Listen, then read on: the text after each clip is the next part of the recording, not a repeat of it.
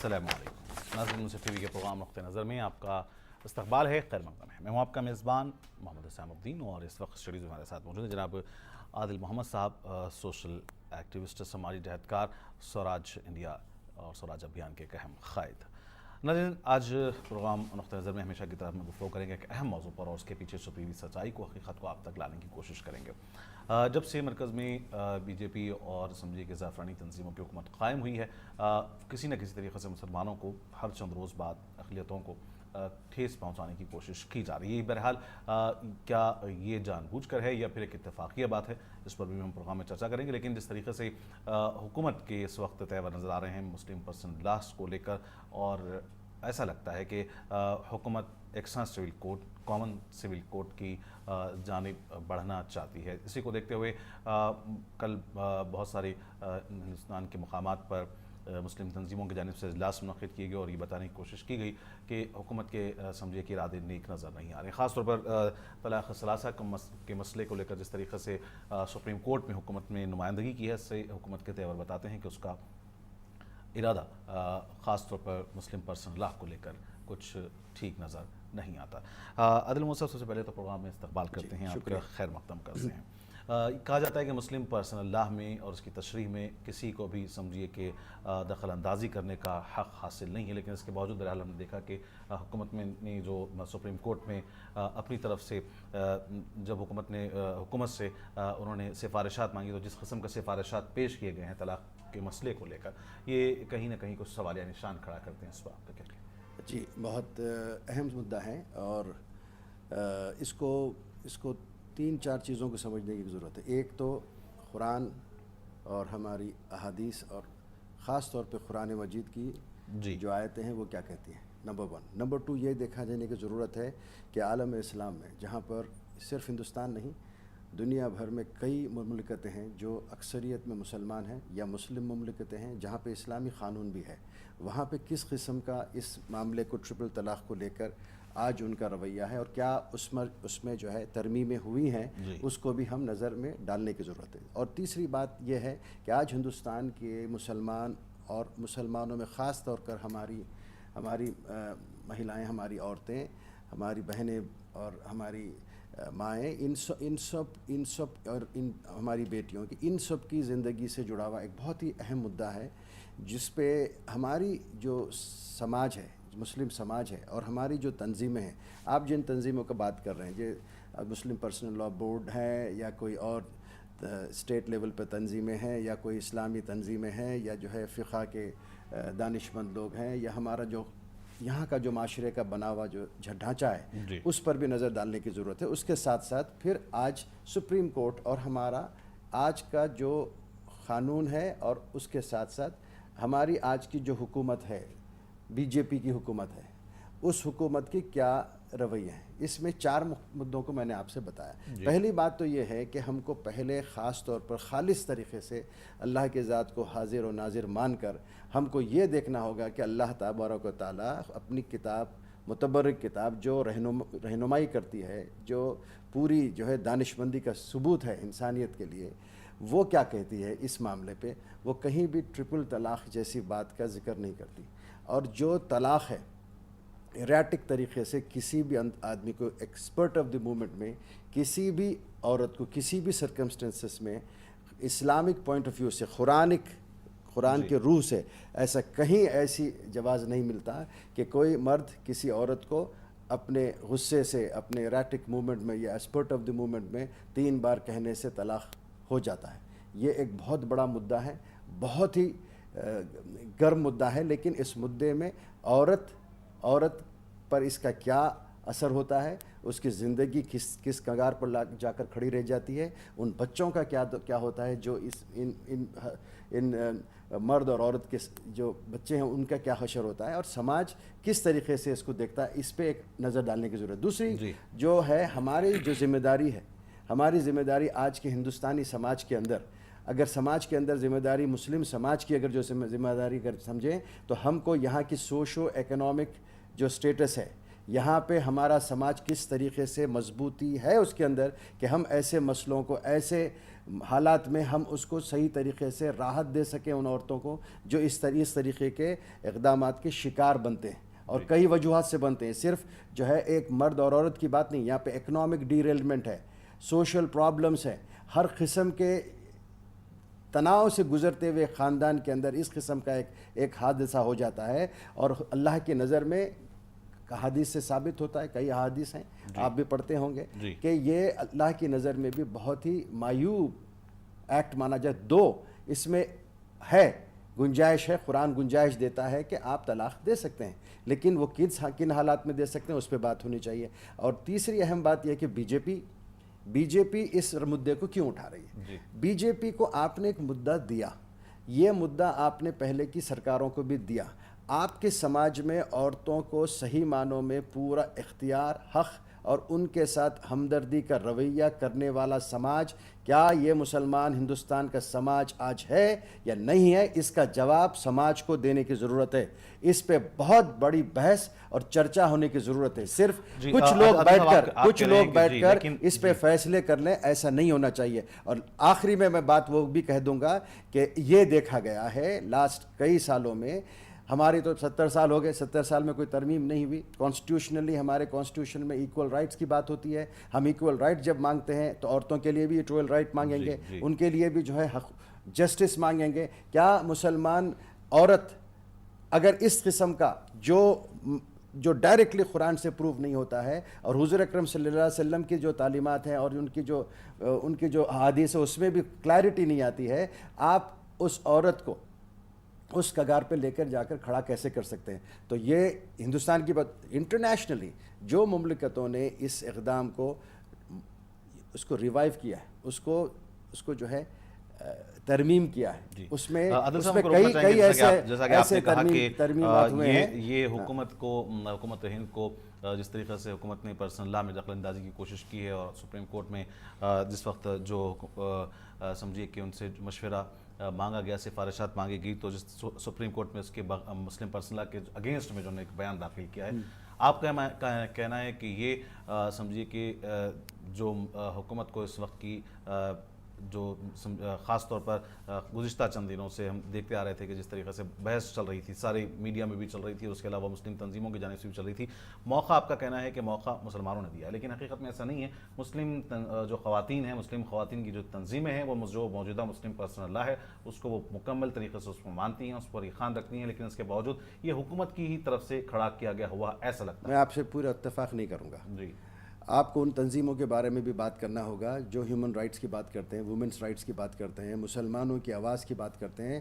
میں آپ کو ایک بہت بڑا پکچر بتا رہا ہوں، میں ایک خاص بات کرنے جا رہا ہوں. آپ ان کو اس بات کو لا کر ان چیزوں میں مت الجھا دیجئے کہ کون کیا کہہ رہا ہے. میں کہہ رہا ہوں قرآن کیا کہہ رہا ہے. لیکن آپ نے کہا کہ سوال یہ ہے، آپ نے کہا کہ ان لوگوں نے ہی حکومت کو موقع دیا ہے، تو اب بتائیے کہ کن لوگوں نے موقع؟ سماج نے، مسلم سماج کے مسلم سماج اور مسلم رہنماؤں نے. آپ کا کیا ماننا ہے کہ اس وقت جو مسلم پرسنل لا سمجھیے کہ آزادی کے بعد سے جو چلتا آ رہا ہے، وہ مسلم پرسنل لا مسلمانوں کے لیے اس میں جو رائٹس دیے گئے ہیں وہ برابر نہیں ہیں؟ میں ویسے نہیں کہہ رہا ہوں. میں یہ کہہ رہا ہوں کہ مسلم پرسنل لا کو اس بات پہ پوری ڈیبیٹ کرنے چاہیے. میں نے پہلے بھی ابھی کہا، میں یہ کہہ رہا ہوں کہ آج کے بدلتے ہوئے حالات میں آپ ایسے ماحول میں ایسی بات پیش کر رہے ہیں دنیا کے سامنے، ہندوستان کے مسلمان، کہ اسلام نعوذ باللہ نعوذ باللہ نعوذ باللہ ایک ایسا مذہب ہے جو مسلمان عورتوں کے ساتھ ایک جھٹکے میں 3 طلاق کہنے کے ساتھ اس کے رشتے کو ترک کر دیتا ہے. یہ ایسا مذہب نہیں ہے، میں کہہ رہا ہوں. اور اس بات پہ بحث ہونی چاہیے. کیوں میں کہہ رہا ہوں؟ میں اس لیے نہیں کہہ رہا ہوں کہ مجھے کوئی علم ہے، میں کوئی دانشمند اس نظریے کا نہیں ہوں جس میں مذہب کی سوچ بوجھ صحیح ہو. میں کلیم نہیں کر رہا ہوں. میں یہ کہہ رہا ہوں کہ قرآن مجید اس کو بار بار کہتی ہے کہ آپ ایسے نہیں کر سکتے. اس کا طریقہ بتائے گا، ترتیب بتائی گئی، اس کو بہت ہی ادب سے، ایک لحاظ سے عورت کو پوری جگہ دے کر، اس کے حقوق کی حفاظت کر اس کو کہیں ٹھیس نہ پہنچے، اور ایک نرمی اور ہمدردی کا ماحول رکھ کر قرآن اس پر ایک بہت اچھے طریقے سے اس کو پیش کرتا ہے. آپ اس کو ایک سماج میں پتہ نہیں کس نے کہاں شروع کی یہ بات، لیکن یہ ہوا ہے. اس ہونے کو پاکستان نے صحیح کر دیا، इजिप्ट में सही कर दिया, कई दूसरे मुस्लिम मुमालिकों ने इसको गलत माना, आदिल साहब, और एक- हम ये एक- समझते हैं एक कि और- आज जी, एक हम ही अहम यहाँ पे जो सवाल है कि सही बात। आमतौर पे जो कहा जा रहा है और इस तरीके से दिखाया जा रहा है कि मुस्लिम कम्युनिटीज़ में तलाक की शरह ज़्यादा है, तलाक की तादाद ज़्यादा है, और जैसा कि आप कह रहे हैं कि 3 मरतबा एक ही लफ्ज़ में कह दिया और तलाक वाक़ हो गई, लेकिन बहरहाल जो भी है इस वाक़यात मुस्लिम कम्युनिटीज़ में इसकी शरह, इसकी जो फ़ीसद, इसका परसेंटेज काफ़ी कम है बनिस्बत दूसरों के। लेकिन इस मसले को उछाल कर जो हुकूमत की समझिए इस वक्त कोशिश है वो ये है कि वो एक सिविल कोड की लाइन पर, ट्रैक पर जाना चाहती है। बिल्कुल, मैंने कहा अपने ओपनिंग स्टेटमेंट में कि बीजेपी को आपने मौका दिया, कांग्रेस के नहीं, पास। देखिए, मैं इस बात को नहीं मानता मेरी कि बात आप को कंप्लीट साबित करने कीजिए दीजिए। कि कैसे मुसलमानों ने मौका दिया। मैं कह रहा हूं ना, हुकूमत की अपनी समझिए कि एक तरीके से चाल है कि वो कुछ लोगों को, मैं कहता हूं कि कुछ चंद लोगों को वो उकसा रही है इस मामले पर उठाने के लिए, और उसके बाद वो इस तरीके के समझिए कि एक बैकडोर से आप सुप्रीम ऐसा कोर्ट में कहेंगे तो आप मुसलमान औरतों के हुकूक को कहीं ना कहीं ठेस पहुंचा रहे जी। हैं। मैं माफी चाहता जी। हूं, इसलिए कह रहा हूं कि आप सब आवाजें सुनिए। जी। मैं ये नहीं कह रहा हूं कि आज डिसीजन लीजिए, मैं ये कह रहा हूं कि इस पे बहुत बड़ी चर्चा और डिबेट होना चाहिए, मुसलमानों के अंदर भी डिबेट होना चाहिए।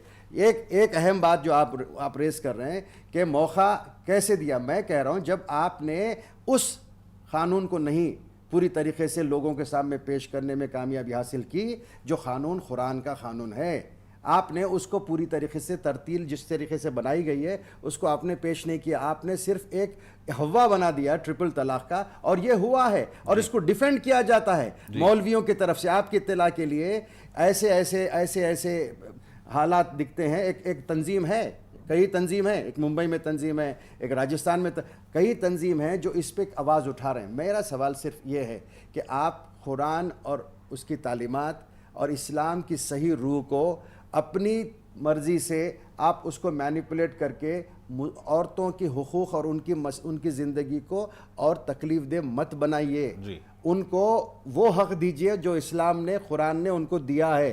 एक सवाल तो ये बहुत बड़ा है, आप इस पे बहस करवाइए।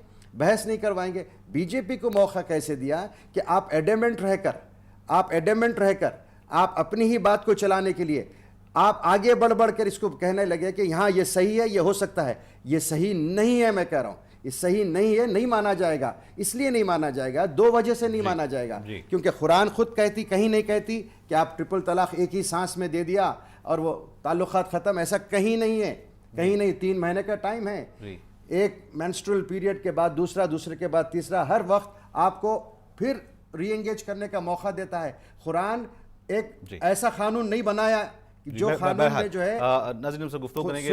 एक अहम बात ये बता दें कि मुस्लिम पर्सनल लॉ बोर्ड के जो ज़िम्मेदारान हैं उनका ये मानना है कि ख़ास तौर पर गुज़िश्ता चंद रोज़ से जिस तरीके से मुस्लिम पर्सनल लॉ को इशू बनाया जा रहा है, उनका मानना है कि मुसलमान ख़ुसूसन 3 तलाक़ के मसले पर, ट्रिपल तलाक़ के मसले पर आपस में ना उलझें और उलझने से बचें, ताकि हुकूमत को कई समझिए कि कोई मौका हाथ न लगे कि वो इसका नाजायज़ फ़ायदा उठाए। बहरहाल गुफ्तगू का सिलसिला जारी रहेगा। वक्त हो चला एक मुख्तसर वक़्फ़े का, लौटते हैं छोटे से ब्रेक के बाद।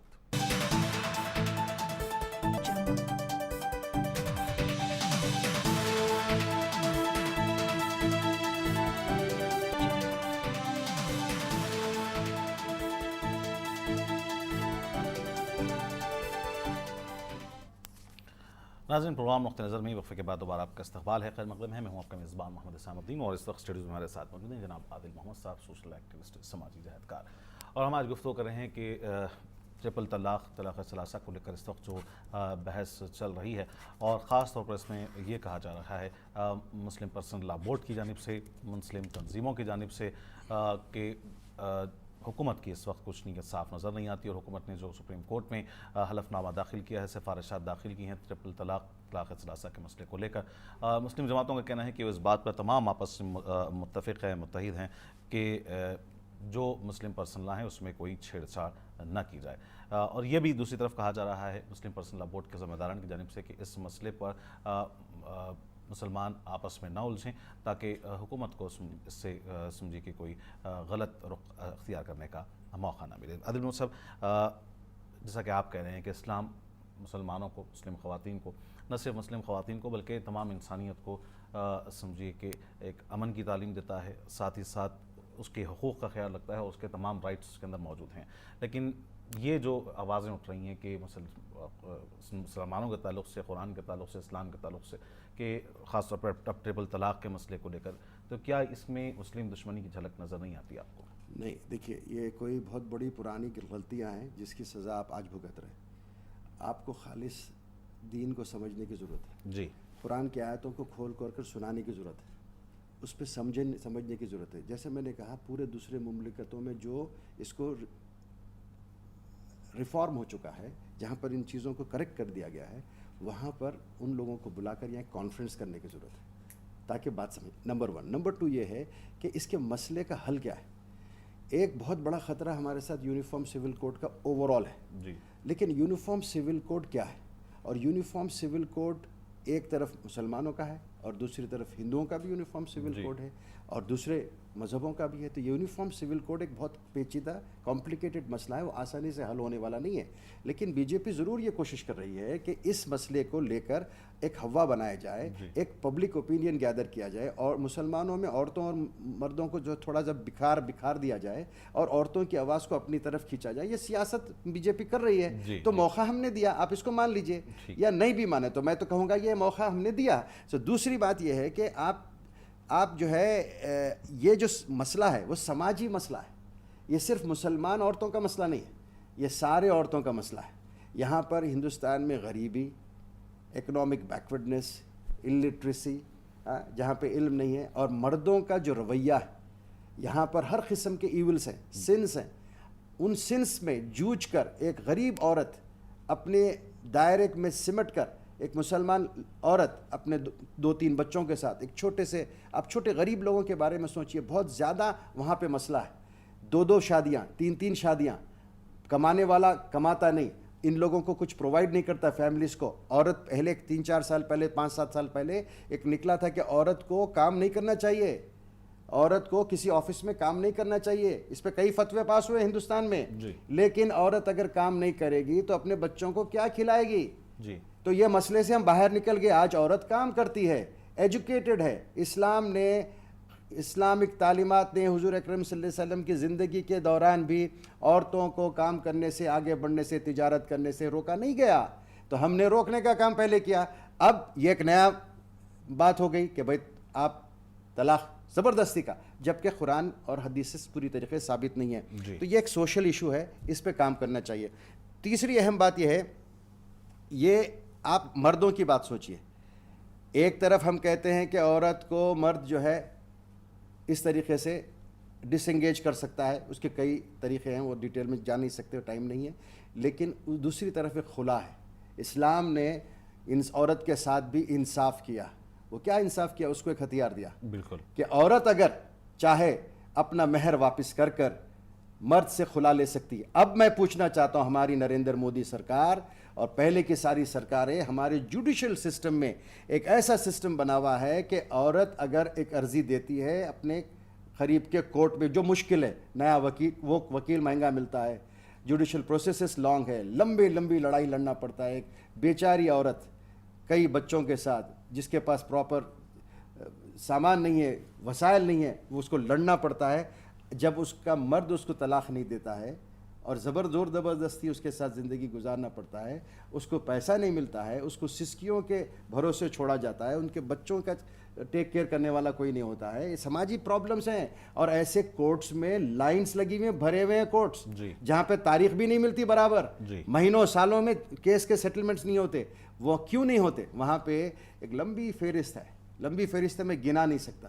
وہ لمبی فہرست ہے کس وجہ سے، کس جگہ پر عورت خلا لے سکتی ہے. اس کو کئی چیزوں کو پروف کرنا پڑے گا. کہیں دوسری عورت سے تعلقات تو نہیں ہے، وہ کہیں جو ہے کوئی اس میں کمی تو نہیں ہے، اور وہ اگر پرووائڈ نہیں کر سکتا ہے، اس کے خرچوں کا بوجھ نہیں اٹھا سکتا ہے. کئی ایک 18-20 پوائنٹس ہیں.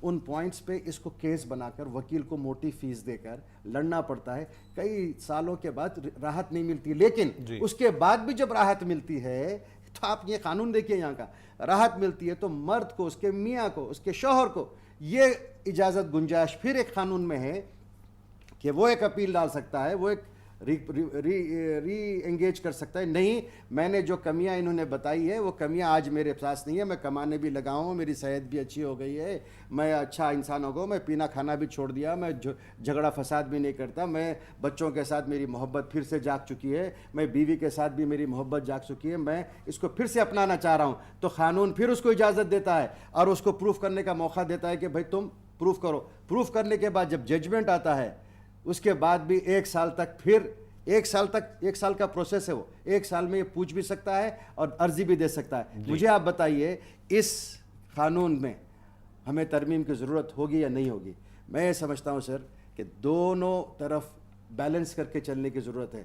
ملک کو انسانوں کی طرح دیکھنے کی ضرورت ہے, مذہب کے صحیح دائروں کو سمجھنے کی ضرورت ہے, اسلام صحیح کیا کہتا ہے اس کو سمجھنے کی ضرورت ہے, اسلام کی صحیح تعلیمات کیا ہیں اس کو سمجھنے کی ضرورت ہے.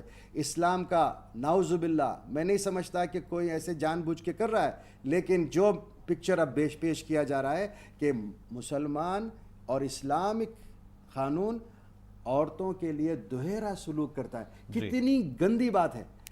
جبکہ اسلام نے عورتوں کو اتنا بڑا درجہ دیا ہے, مساوات کی بات کی. اسلام وہ مذہب ہے جو شرعی طریقے سے جائیدادوں میں حصے دیا. ایک اہم پوائنٹ ہے, آپ کو یہ دیکھنا ہوگا ڈیٹر کیسے ہوتا ہے. ایک قانون بنا ہے, بل پاس ہوا ہے انڈین کانسٹیٹیوشن میں عورت کے حقوق کے بارے میں. میرٹل سٹیٹس میں عورت جب اگر ڈس انگیج کرنا چاہتی ہے یا مرد کسی کو چھوڑ دیتا ہے, ایک زبردست قانون ہندوستان کی عدلیہ نے پاس کیا ہے, اور وہ کانگریس کے زمانے میں ہی ہوا, 2012 میں تھا, 2013 میں اس میں ریکٹیفیکیشن ہو کے ریٹیفائی ہوا ہے. وہ یہ ہے کہ عورت اور مرد میں اگر طلاق ہوتا ہے تو مرد کی جائیداد میں جو پہلے سے اس کے باپ دادا کی ہو یا اس کی کمائی ہوئی ہو, اس میں سے 50% حصہ عورت کو ملتا ہے. اس بات کو ہماری عورتوں کو بتانے کی ضرورت ہے, ہم کو ایجوکیٹ کرنے کی ضرورت ہے. مسئلہ ہے نہیں, مسئلہ لا علمی ہے, مسئلہ بے شعوری ہے, مسئلہ مینیپولیشن ہے, مسئلہ کچھ مفادات ہیں تنظیموں کے,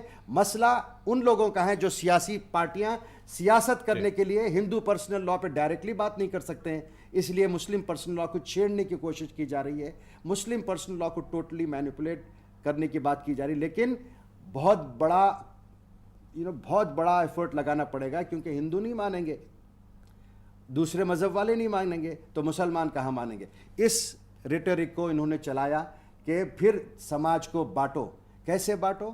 اب کہ مسلمانوں میں عورتوں اور مردوں کو بانٹو, جبکہ اسلام نے کیا کہا کہ آپ عورت مرد کی ذمہ داری ہے, اس کی حفاظت, اس کا احترام, اس کے درد میں اس کو راحت کا سامان بننے کی ذمہ داری مرد کی ہے, چاہے وہ باپ ہو, بہت اہم بات آپ نے کہی, شوہر ہو, بیٹا ہو. کہیں نہ کہیں یہ کچھ لا علمی ضرور ہے, اور اسلام کے جو سمجھیے کہ اس کا جو میسج ہے, اس کا جو پیغام ہے, یا اس کی جو تعلیمات ہیں, اس سے نا واقفیت کی بنا پر اس طریقے سے بات کو اچھالا جا رہا ہے کہ یہاں پر مسلمان سے متعلق جو خواتین کے حقوق ہیں وہ ان کو برابر نہیں مل رہے ہیں. آخری 2 لفظوں میں آپ سے چلنا چاہیں گے کہ سوراج انڈیا, سوراج ابھیان اس معاملے میں کیا؟ دیکھیے, ہم وہ تنظیم ہیں جو سارے ہندوستان کی پوری عوام کے لیے آواز اٹھائیں گے.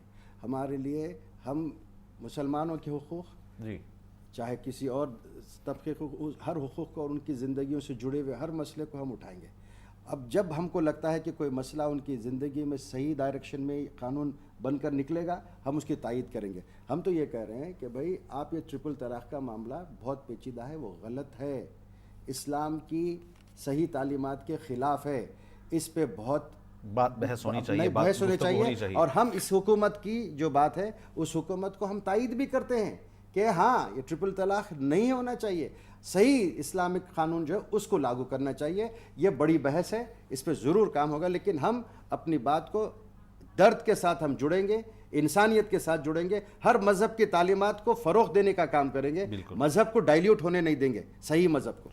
بہت بہت شکریہ عادل محمد صاحب, آپ نے ان معلومات کو ہم تک پہنچایا, ہمارے ناظرین کے ساتھ شیئر کیا, اور جس طریقے سے آپ نے کہا کہ اسلام کی جو حقیقی تعلیمات ہیں یا تمام مذاہب کی جو تعلیمات ہیں وہ مساوات کی تعلیمات ہیں, ان تعلیمات کو صحیح معنوں میں سمجھنے کی ضرورت ہے. یہ جو مسائل پیدا ہو رہے ہیں وہ لا علمی کی وجہ سے پیدا ہو رہے ہیں. بہرحال ناظرین, پروگرام نقطہ نظر کا آج یہیں پر اختتام ہونا چاہتا ہے. اپنے میزبان محمد اسامہ الدین کو پوری منصف ٹیم کے ساتھ دیں اجازت, دیکھتے رہیں منصف ٹی وی.